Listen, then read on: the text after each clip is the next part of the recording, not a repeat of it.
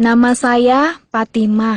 Hingga usia 30 tahun, saya hidup bahagia sebagai muslim yang taat. Suatu hari, saya mempunyai kerinduan untuk mempelajari agama Islam lebih mendalam. Keabsahan untuk menyerang dan perbudakan dalam Islam adalah awal di mana saya mulai mencari kebenaran. Saya membutuhkan waktu 9 tahun untuk menyadari bahwa agama Islam tidak mungkin berasal dari Allah. Ritual ibadah yang rumit dan aturan-aturan kecil yang harus ditaati terkadang membuat frustasi. Misalnya, berwudu akan dianggap batal bila buang angin. Ketika sholat buang angin, maka sholat dinyatakan batal dan harus diulang dari awal, dari mulai berwudu. Perempuan yang sedang menstruasi tidak boleh menyentuh Al-Quran. Saudara lelaki dan ayah pun tidak boleh tahu sedang menstruasi.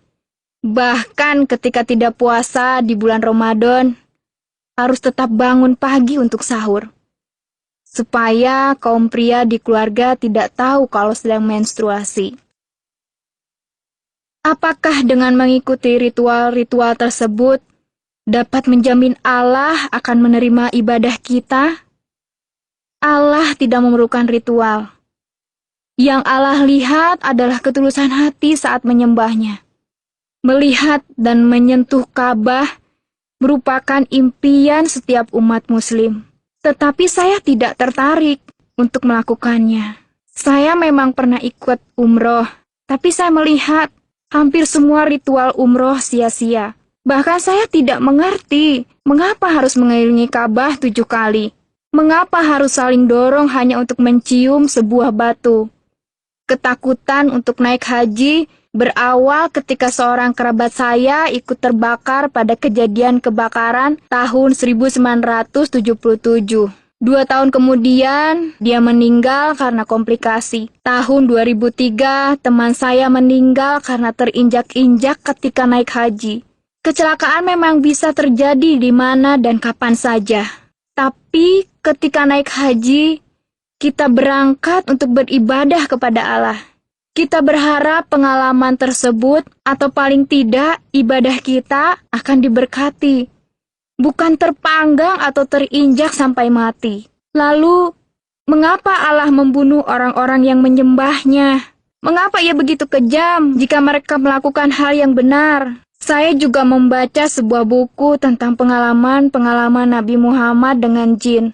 Diceritakan bagaimana kondisi fisiknya ketika dia menyatakan menerima wahyu dari Allah. Tubuhnya menjadi kaku, berkeringat seperti kerasukan setan. Saya berpikir, malaikat-malaikat berbicara kepada semua nabi dan bahkan kadang kepada wanita. Tetapi mereka tidak pernah kerasukan.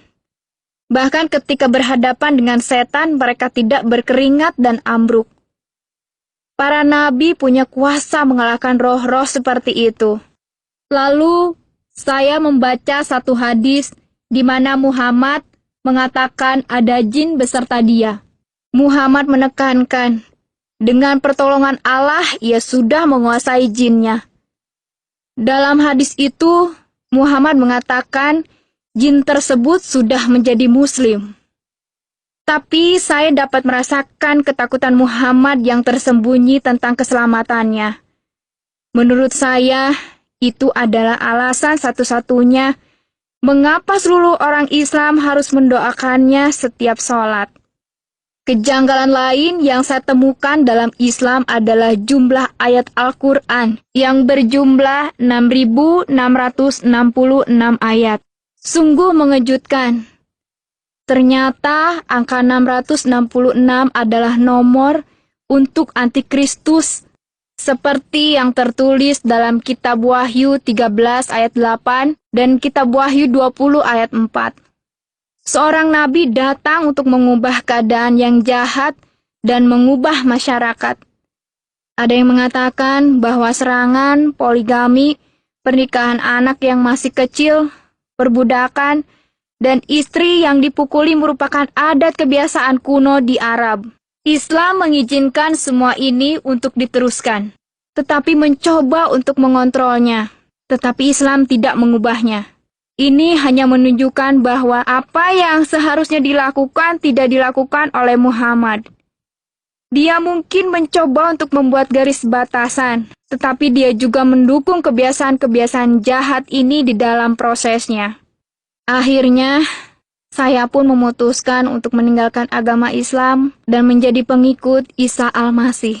Pesan Isa Al-Masih adalah yang terbaik dan paling damai. Dia yang dapat membawa perubahan melalui kasih. Tidak ada yang dapat menandingi Isa Al-Masih, Sang Juru Selamat.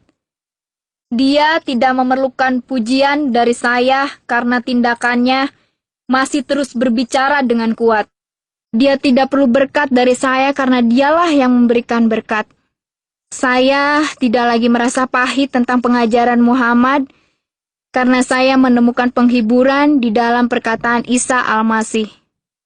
Firman-Nya dengan lembut memberi peringatan. Firman-Nya membuat saya rendah hati dan menjadi manusia yang baik hati. Sekarang saya sungguh percaya, jika kita dengan segenap hati mencari kebenaran dan membuka hati serta pikiran, Isa Al-Masih akan menemukan kita. Sebab Dia telah berjanji dalam Injil, Rasul besar Matius 7 ayat 7, mintalah, maka akan diberikan kepadamu. Carilah, maka kamu akan mendapat. Ketuklah, maka pintu akan dibukakan bagimu. Sungguh Allah adalah gembalaku.